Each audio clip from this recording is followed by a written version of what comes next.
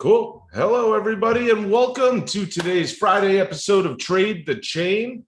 It is May 21st, and the whole gang is here because, and be honest with you, how many of you are happy it's just Friday? I mean, just Thank God. It's been a long week.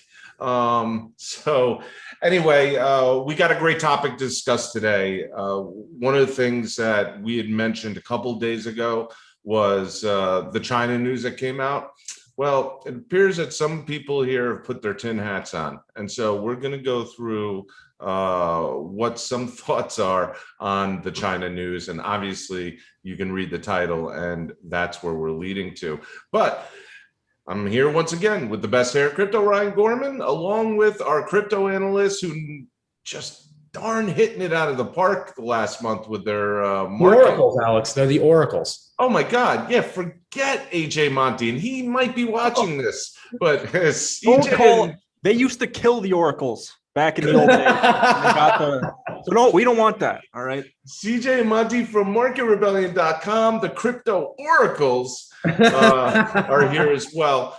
And, you know, before I get to Ryan, the legal posts and all that good stuff, I just want to share my screen and, you know, let all the non-tradethechain.com members kind of see what the one-day daily sentiment looks like. And you got Phantom, FTM at the top, very bullish. You got Helium, HNT, very bullish. But these are in descending order from the most bullish on the daily. Quite honestly, not looking so bad for these coins. And look, guys, our Pirate Chain, number 6 on. So that is a little ray of light in this big storm. Ryan, over to you, my friend. Tell them how to not listen. I shall in 1 second. One other ray of light in this storm of a week. My newborn son's 1-year-old birthday today. Happy birthday to him. Yes. Congrats to us. We're in charge of a human life. I mean, that's crazy for anyone who knows us. But it's cool. 1 year, it went by fast. Anybody who can survive 1 year in Ryan Gorman's house is a winner in my book. Cool. Thanks for that, Alex. This is all just a reminder that Trade the Chain is all information provided by Trade the Chain and Market Rebellion, and I have marbles in my mouth. So we'll try this one more time since we're live and live TV, nothing ever goes wrong. This is just a reminder that all content provided by Trade the Chain and Market Rebellion is strictly for educational and informational purposes only. The views expressed by us are ours, not our companies. This is all us. Do not listen to a word we say because none of this is investment advice. None of it at all. We're just a bunch of guys in front of webcams. Well, I mean, come on. At our core essence, when you distill it down to what it is, we're a bunch of guys in front of webcams. We're not financial advisors, so don't listen to us. Nothing we say is financial advice. Also, Trade the Chain is brought to you by TradeTheChain.com, a global community of traders of all ages, all abilities, all backgrounds, and all skill levels, all using AI-driven sentiment indicators and actionable alerts to help them beat the market. If you, too, want to trade like a crypto insider, head on over to TradeTheChain.com.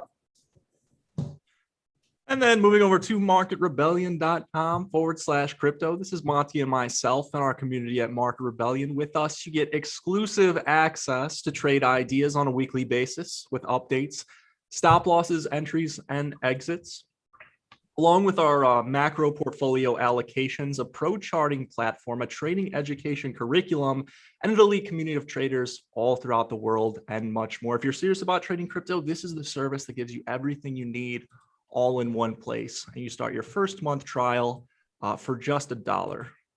We also have a mobile app as well for iOS users. We're working on the Android. It's in the roadmap as well. Also, just finished up a new course on advanced strategies and moving averages. And so we're probably going to have that one uploaded by early next week. So stay tuned for that course drop. But we will be definitely ramping up the TA education curriculum throughout these coming weeks, and I'm really excited for it. So that's great. And your curriculum and your knowledge base is so useful. And in a bit of imitation being the best form of flattery, we're also working on our knowledge base and our curriculum, and we should have over the coming weeks some more videos on, using charting, using sentiment analysis, and then, reverting back to technical analysis as a way to confirm what that sentiment data is showing you. So we do have a lot of things in the pipeline for all of our Trade the Chain community and members. Yep. And, one of the things, a couple of things to lead off of what CJ was doing there is, I said it yesterday. I just said it in our live Trade the Chain AMA that we just did for members. And I'm going to reiterate it once again. Now is the time to have the tools that you need to navigate the markets, not when everything's good. It's for times like this. And you take a look at CJ and Monty's stuff, you take a look at our stuff.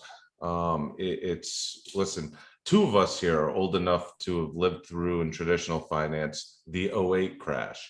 But CJ and Monty lived through a lot of cycles in crypto. So we've weathered some storms, my friends. We've weathered some storms. And to that point, Alex, the tools, right? I'm not an expert trader by any stretch. I'm a former journalist, PR guy. Darts and dartboards, dude. No, I don't. I missed the dartboard and hit my closet door, right? And I ended up buying a doggy coin. But that could have made you a millionaire too, by the way. Yeah, if I was smart enough to hold on to it, but clearly I'm not a very good trader. However, I do know how to read significant development alerts. And, Tuesday night, we got an alert on Trade the Chain, 11:59 about Polystarter listing. And I bought Polygon. I woke up in the morning, sold, and, locked in a nice little profit while the market was tanking. So to Alex's point, now more than ever, having the right tools and knowing where to find those small pockets of opportunity, can be the difference between losing money or breaking even. I didn't make enough on Polygon to break even, but it's money that I didn't lose. So I'm happy with that. Yeah, and one other PSA to add to this is if you're new to crypto and you're confused by all the noise that's going on and the market actions that are happening, also don't forget our good friend Rob over at Digital Asset News. You can get some good tools, and I know CJ's participated in a video or two over there. Free account teaches all the newbies everything they need to do to move up to the next level. And that is danteachescrypto.com. danteachescrypto.com. CJ, the floor is yours. We've taken enough of your time. Man, I can't wait till we start. Jeez, a lot of anger today. Wow, salty CJ. Salty CJ. It's been a long week. All right, Bitcoin. Let's add some indicators to the chart and let's try to see where we're at, because the news is really dominating right now today, I think, and that's, goes along with the title of today's episode being surrounded with China. We will discuss that and more, but ultimately that's been the short-term driver of price action, aside from just technicals. So we have our 20-period smooth moving average. I also want to add the sequential indicator.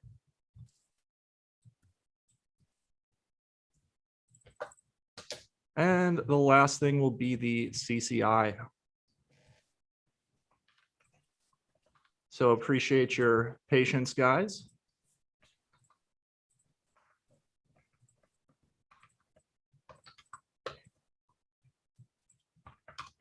So we talked about this TD by 9 on the 1 day. We talked about needing confirmation to close above this level, precisely 42K. But it's this 42.3 level, which is remnants of the TD setup resistance level.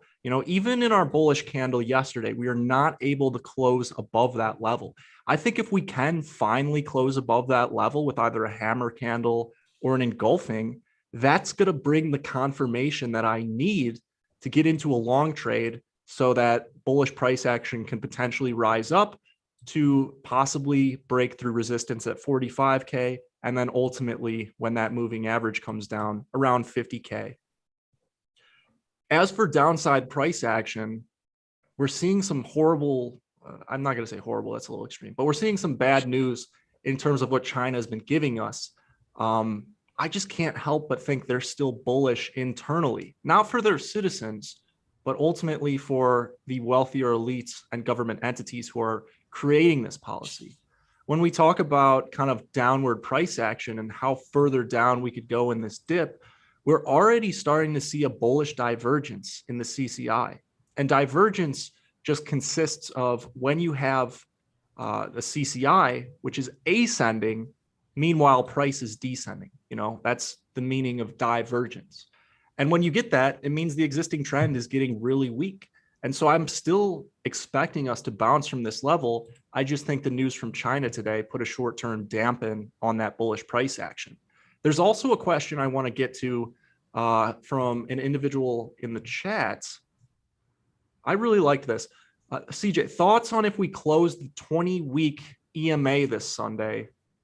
Only time in the past this has happened was the start of each bear market historically. Well, I think we're a little bit different this time around. This blue period would be the 20 EMA for the weekly exponential. I think if we go back and, if we see a close below that, that's been the start of the bear market for previous rallies. Now, yeah, not a great indicator from the bullish perspective. However, we've kind of talked about how the trend has clearly changed and how we're in kind of that consolidation period before a second leg up. So I already think the bear market, or kind of, I will say the interim bear market, has already taken hold.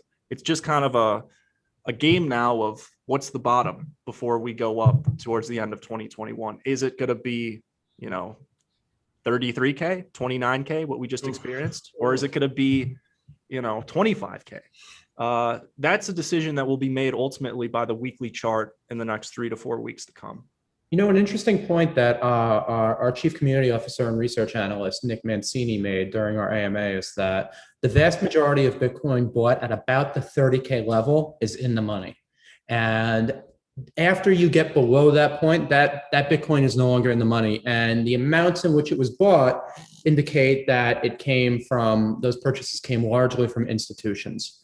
So it makes sense, at least from just a theoretical standpoint, that Bitcoin may fall to about 30K, but just as it did earlier this week, that seems like a level of support that it should bounce off of, no?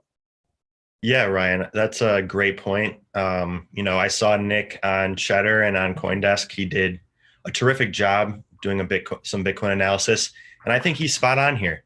Like you said, talking about positions in the money. When I'm looking at downside support, looking to where we saw resistance to the upside is so critical in determining these levels later on.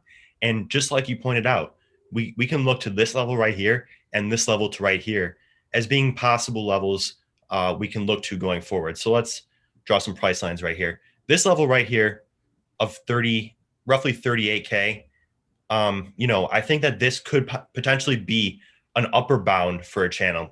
This 42K has been actually a very critical level. We have struggled to get above it, but I think this 38K level is going to be, some critical resistance going forward because of the fact that we saw some resistance here going up. It took significant volume to break through this level and make new all-time highs. And it kind of acted as resistance on 2 separate occasions. But I think what the more critical level is this level right here of approximately 29K. And that's because of the price action we saw on the way up. So just like, this level here, it took such a significant build in volume that pretty much, we haven't seen since then. Look at before the start of 2021, most of our volume was, essentially half of what is normal throughout this year. This was kind of a shift in almost, the market cycle, in my opinion. This was the beginning of this new market cycle paradigm. And because of that, I think it's a very critical level. Not only did it take significant volume to break through it, but also on the way back down when we were testing this new all-time high, it acted as really strong support on multiple occasions, even amidst some very high volume during that time. So I do think that this level of 29.6 is going to be a critical level. We're approaching it a bit faster than I expected because of the FUD in the market and this news coming out of China. It really does seem like they're driving price down. I guess we'll get to that. But, I do think that this level is going to hold up ultimately. The chances of us testing it today are low.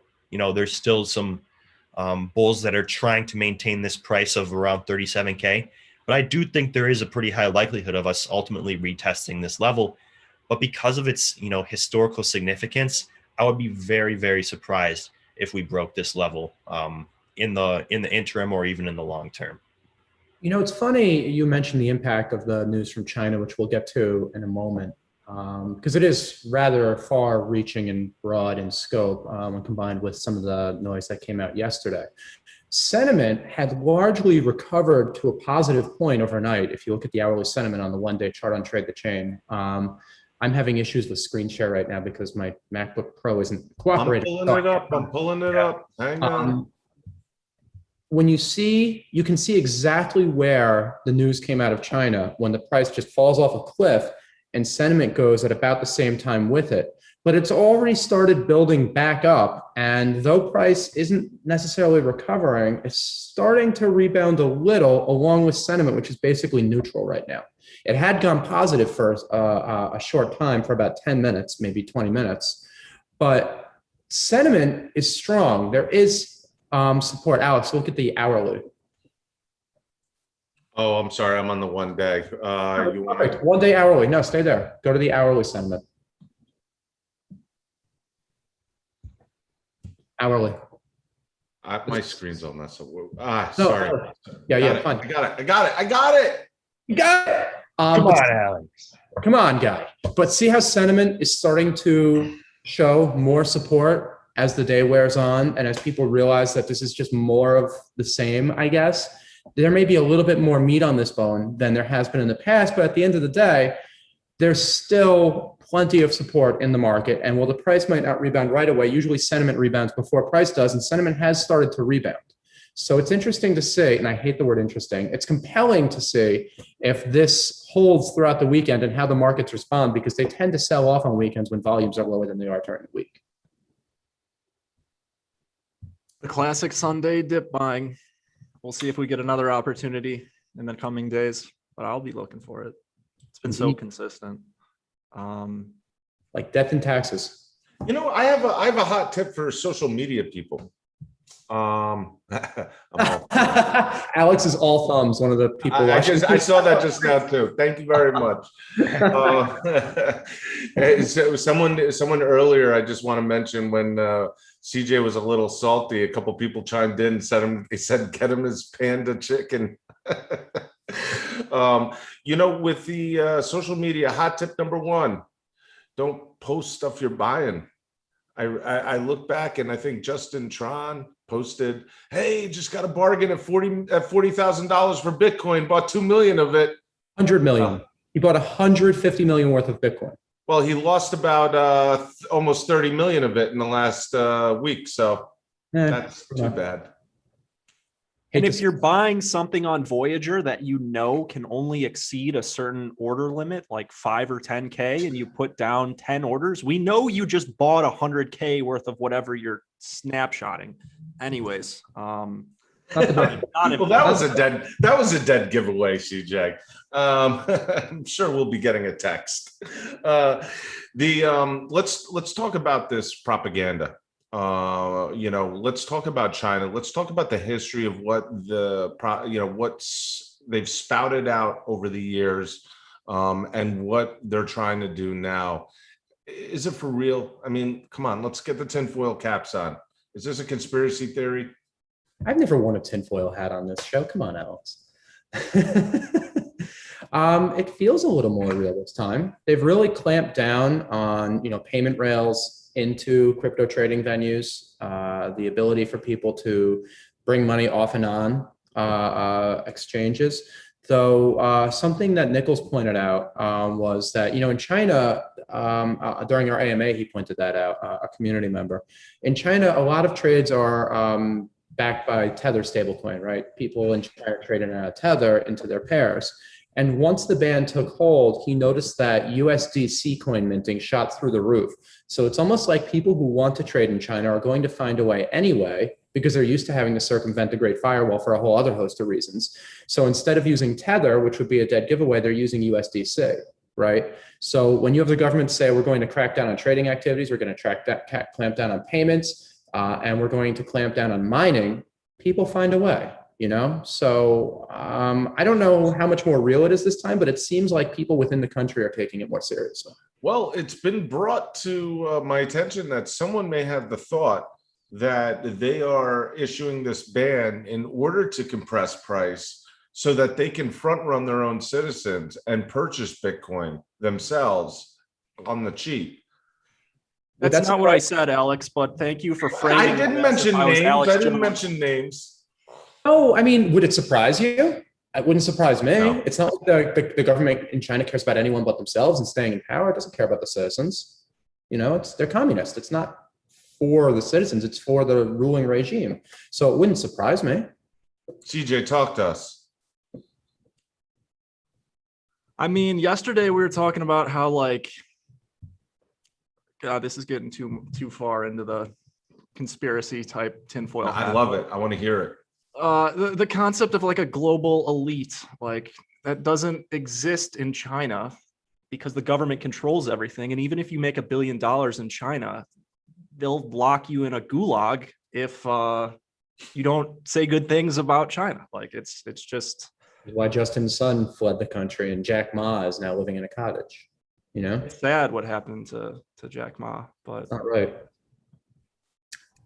I mean, it makes sense, though, that they would do this. I mean, from not just a tinfoil hat perspective, although I do agree that it would make sense that they're buying Bitcoin at this price, but just maybe as a possible hedge against, the fact that they're releasing their own central bank digital currency. And Bitcoin is essentially the opposite of that in the sense that, they can't control it in pretty much any way, shape, or form. And I read that thing they posted. I'll share it real quick. But from gov.china, this is the only real part here, the second portion here that pertains to Bitcoin. And essentially they say, crackdown on Bitcoin mining and trading behavior. And I think it's evident from this article right here that they just see Bitcoin they kind of paint it as the fact that it's a risk to individual investors and their citizens that are investing in Bitcoin. And I think that's very disingenuous. So I don't think you need to look any further than the primary source document to see that, they're not being totally transparent, which is not surprising. It's China in their, intentions here, because I do think that, they're just trying to maintain that control, whether it be in the form of a central bank digital currency, or whether it be in the form of, just hedging against the fact that that doesn't work and driving down the price of Bitcoin itself, and then possibly maybe even doing what CJ thinks and accumulating some Bitcoin on the low. All right. I mean, India's had a flip-flop, tendency for the last couple of years as well. So, but I think this is also further proof that China is trying to exert more influence as its economy and wealth grows over the global economy, right? They're the single largest holder of U.S. treasuries. They're trying to control more commodities in that part of the world. They're the ones who are sending COVID vaccines globally before the U.S. did, when that would traditionally be something that the U.S. would do. I think it's just more of them trying to assert themselves as a superpower. And by doing so, you can drive people into the digital yuan for international trade, commerce, and finance. You can drive them to the Chinese national blockchain, the BSN, for logistics and for other uses, which is what they want to do. And then once you're in that walled garden, whether it's the US or whether it's China or another country, once you're in that walled garden, you're pretty much not necessarily at their mercy, but they know everything you do, right? And it just gives them further control over world affairs. And I think that's ultimately the goal there. And that doesn't take a tinfoil hat wearer to just make that observation. I think it's just their ultimate goal is that, right? They want to replace the US as the world superpower. Oh, the tinfoil hat would mess up the hair anyway. So, let's move on to something fun to close out with. What are some coins that you guys are looking at that provides some hope for you in these markets right now that you want to share? Just pick one. CJ. I swear, CJ, if you pick my choice. Okay, let's go with Monty first. Monty goes, go Monty first. Okay, well, I like this one for not just the technicals. I love this one fundamentally too. And this is one that's been around for a while, and that is Monero, XMR. Not surprisingly, you've seen this thing pop likely on the news that, the IRS is planning on taxing or, just taking a look at transactions over 10K. And also look at this 9 candle right here. This thing went on a single daily candle from 347 to 157. That's a very dangerous candle, but I like the strength that's shown since then. It's already building volume, and then, like I said, the fundamental news element is there. This is the ultimate privacy token, and I think that this is just a very good opportunity to get it at a discounted price. It's an asset that's going to be around for a very long time. It already has been. It's battle tested through multiple market cycles.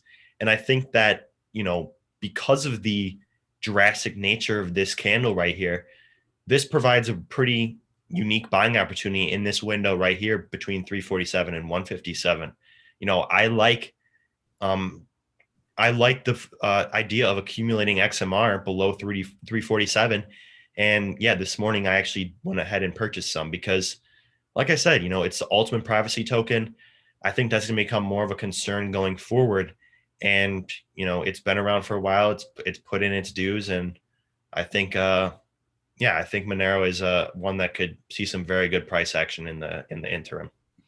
I think that's a solid choice, by the way. Great choice. Great pick, Monty. Yeah, great pick.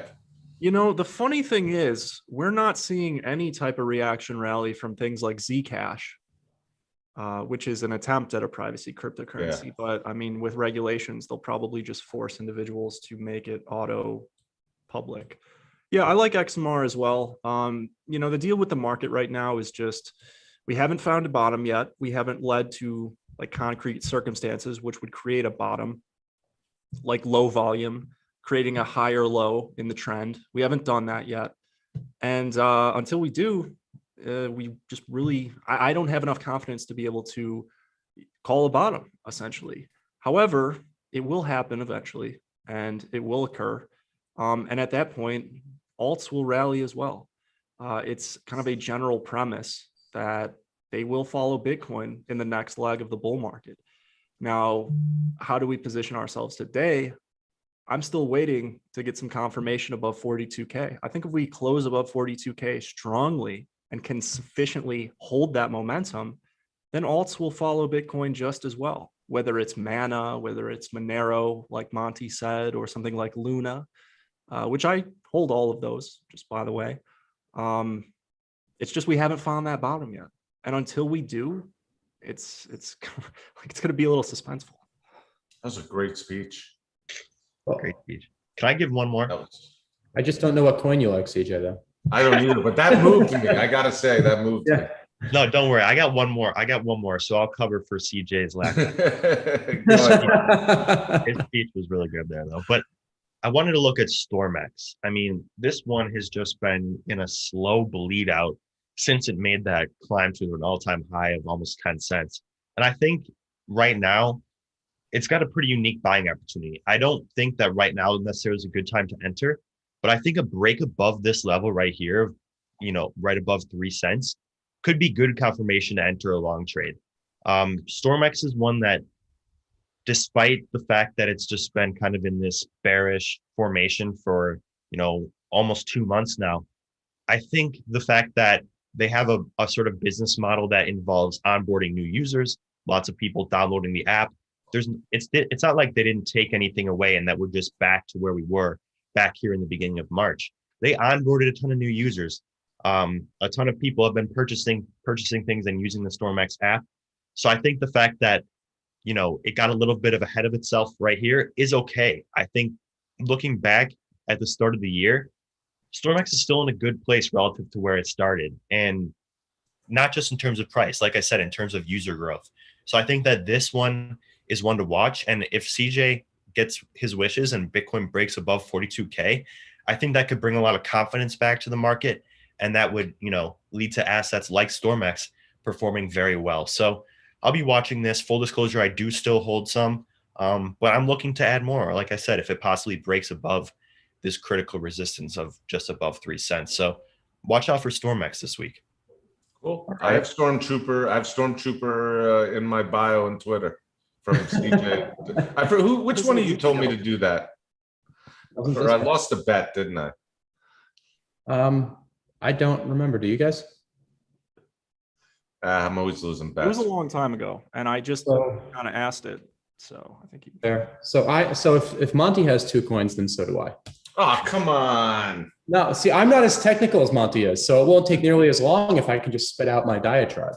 My 2 coins are Cardano and Zero, and I'll tell you why. So Cardano, people are building on Cardano. Don't listen to what Monty and CJ say.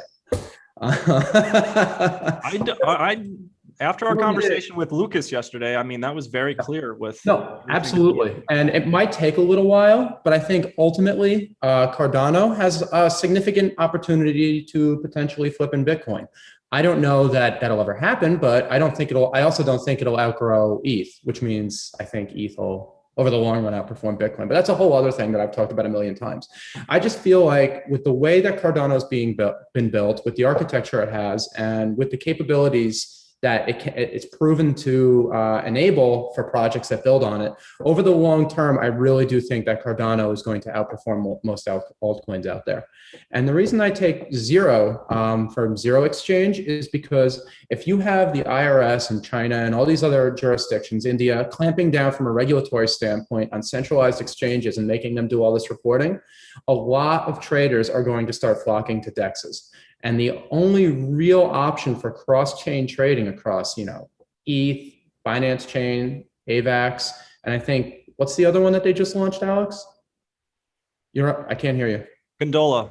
Polygon. Polygon, there it is. To trade across all those seamlessly, I think Zero has a huge amount of potential. And that coin was up around 44 cents about a month ago, right, Alex? Yeah.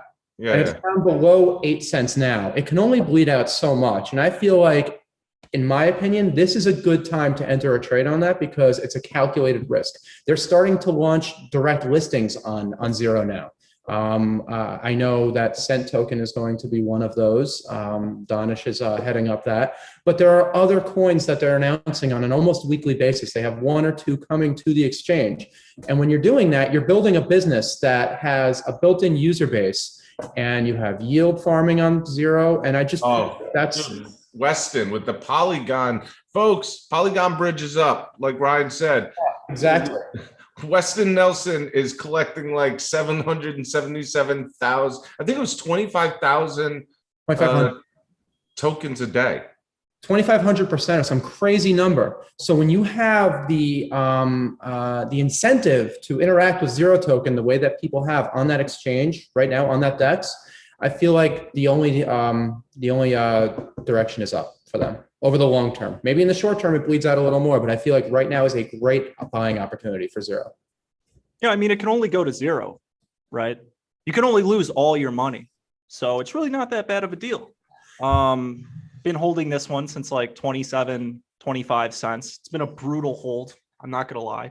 My question is, what is the catalyst? You have all of these things. You have the farms kind of changing.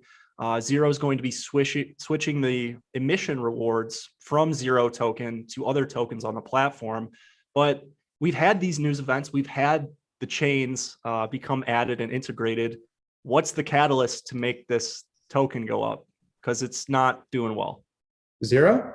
Well, yes. I mean, that's not a fair statement at all. At all. We're in a macro downtrend of a cycle.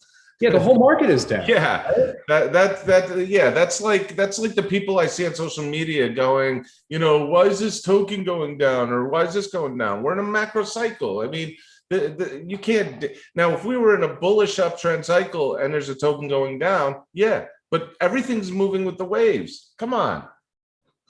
That's not true, though, because it was at 40 cents in a bull market and went to 25 cents in a bull market because they reduced emissions 80%. And so did a lot of coins. I don't know. I'm not going to debate. I feel like it's going through a cyclical downturn and, it's a calculated risk. I'm not saying I'm putting everything I have into zero. Of course not. Yeah. But I feel like, I pick winners, I pick losers, right? And if this is a loser, so be it. I'll find a winner elsewhere. I just feel like for me, this marks good value for this coin. Even if it only goes up to 16 cents, doubles my investment. Yeah, right? I'm not. I mean, that would be like going through my holdings and saying, why did VGX go down to $1? $1 and change. I mean, makes no sense right now. You can ask all day Who are about you going to blame for that?